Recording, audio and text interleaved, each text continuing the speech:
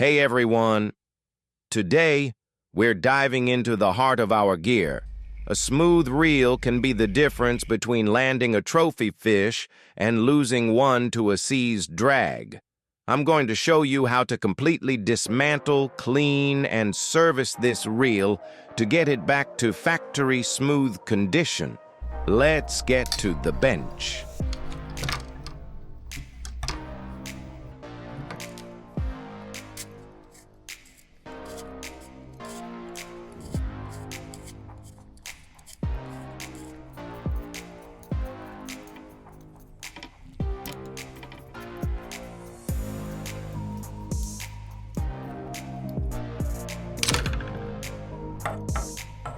Before we even think about picking up a screwdriver, we need to clean the outside.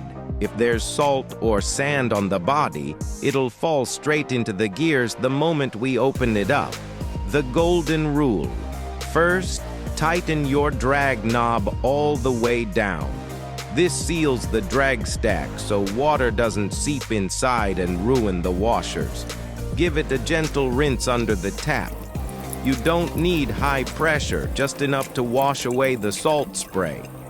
Now I'm going to wipe it down thoroughly with a clean cloth. I like to let it sit for a few minutes to ensure it's bone dry on the outside. Once it's clean, we can back that drag off again and start the teardown.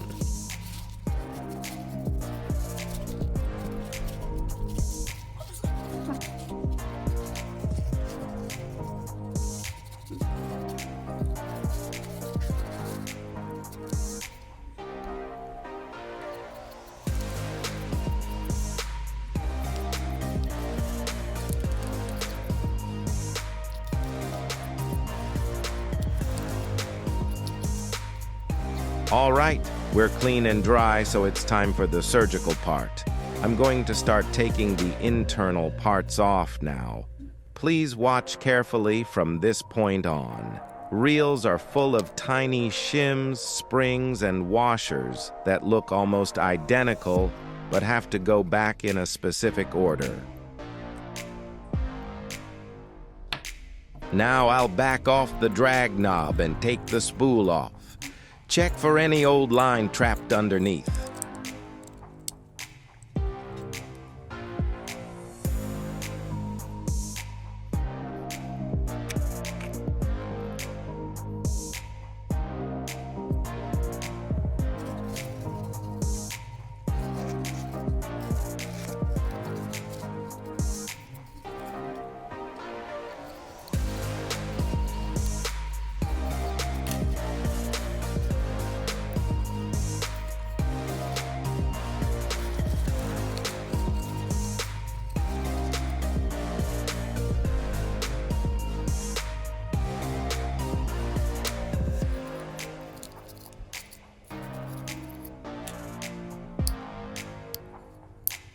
Now we're getting to the main body, but first we have to remove the rotor.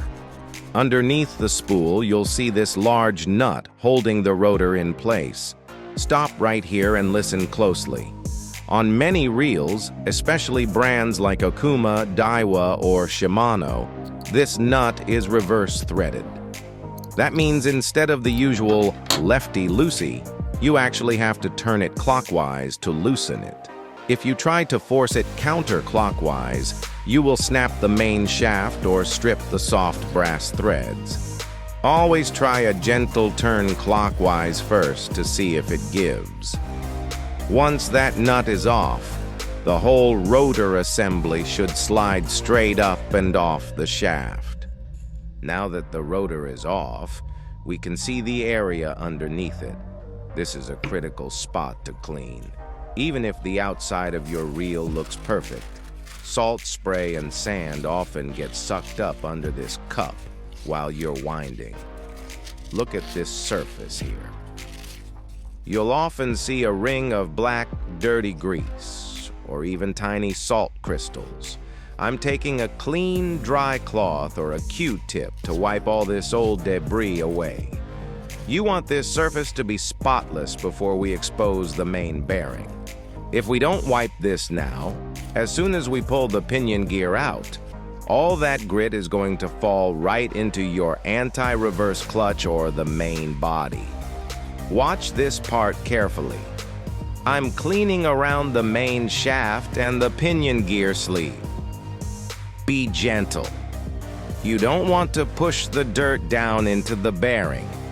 We're just lifting it off with the cloth. Now we can see the side plate screws.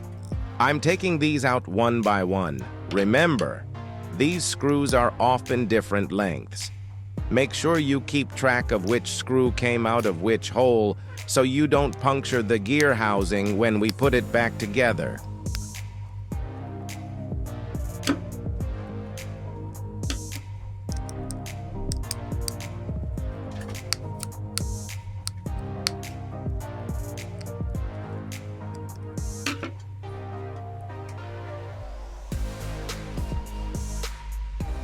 When you pull this plate off, do it slowly. Sometimes a shim or a small spring will be stuck to the inside of the plate. As we look inside, you'll see the main drive gear and the pinion gear. Now, depending on your brand, the way the spool moves up and down will vary. Some brands use a circular gear with a small pin. High-end reels often use a long, screw-like shaft to move the spool. Don't be alarmed if yours looks slightly different than mine. While the layout changes between a Shimano or a Penn, the goal is the same: converting your handle turn into a smooth vertical movement of the spool. Take a look at this old grease. If it's discolored or feels gritty when you rub it between your fingers, it's past its prime. I'll soak these metal parts in a bit of degreaser or use some rubbing alcohol.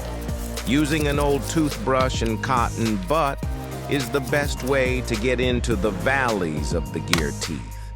You want to remove every bit of old, hardened lubricant. Don't forget to wipe out the inside of the housing itself. We want a completely clean environment before we add our fresh, new grease. A clean reel isn't just about smooth casting. It's about preventing corrosion from the inside out.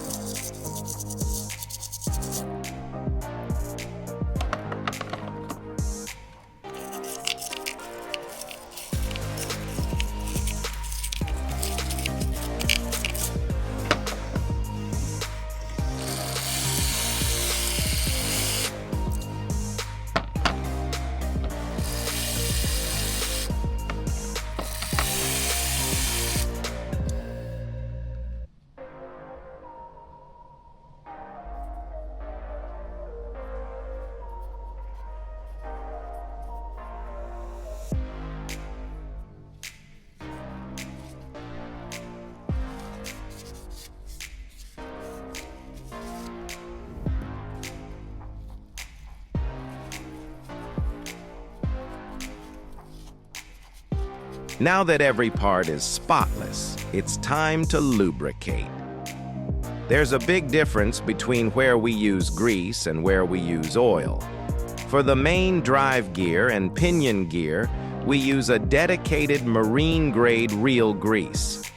I'm using a small brush to paint the grease onto the teeth. You don't need to pack the whole cavity, just a light, even coat on the teeth. As the reel spins, it will distribute itself perfectly.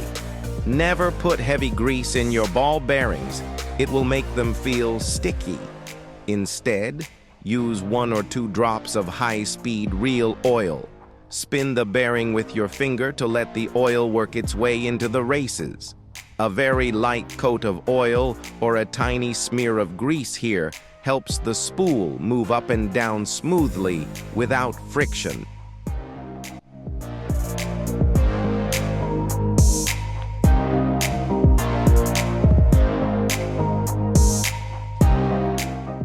Drop the main gear back into place. Give the handle a small turn to make sure the teeth mesh perfectly with the pinion.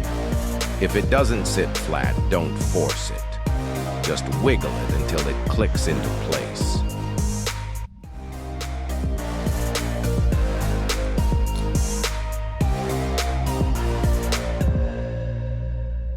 Look closely at the main gear.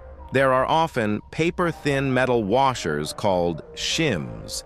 They are so thin they sometimes stick to the old grease and hide. If you forget even one, the gears won't align perfectly, and you'll feel a grinding or play in the handle.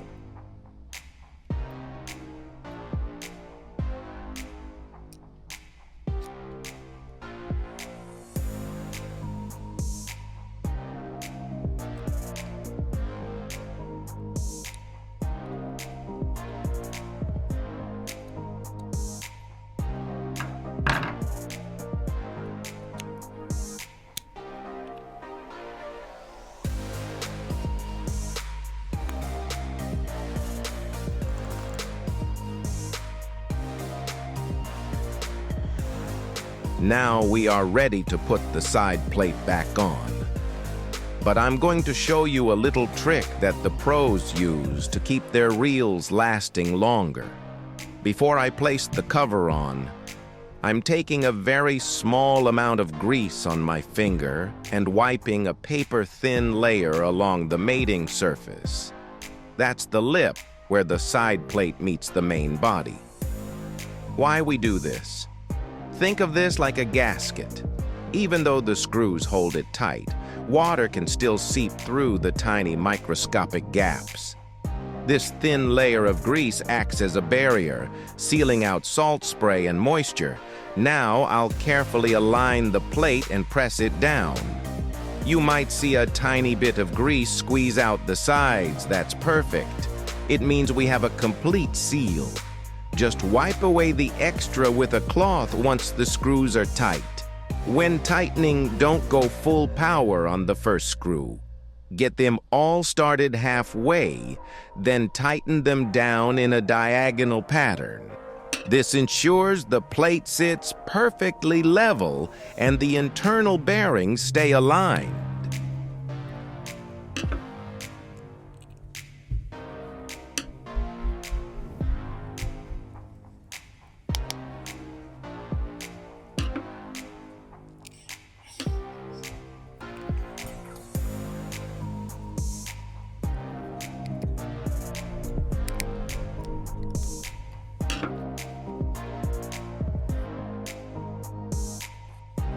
Now, before we finish the assembly, we need to address the most important bearing in the entire reel, the main pinion bearing. This is the one that supports the rotor and takes all the pressure when you're winding.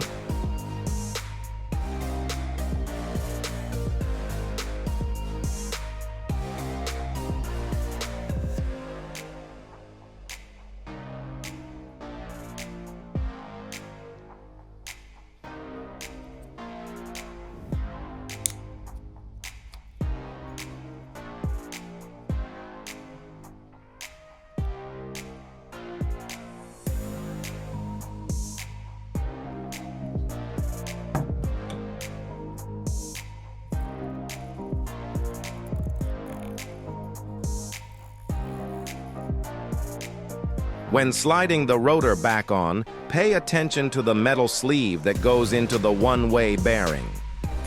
It usually has a notched side. If you put it in upside down, your reel might spin backward, or the handle might lock up entirely. Double-check that it's seated in the notches.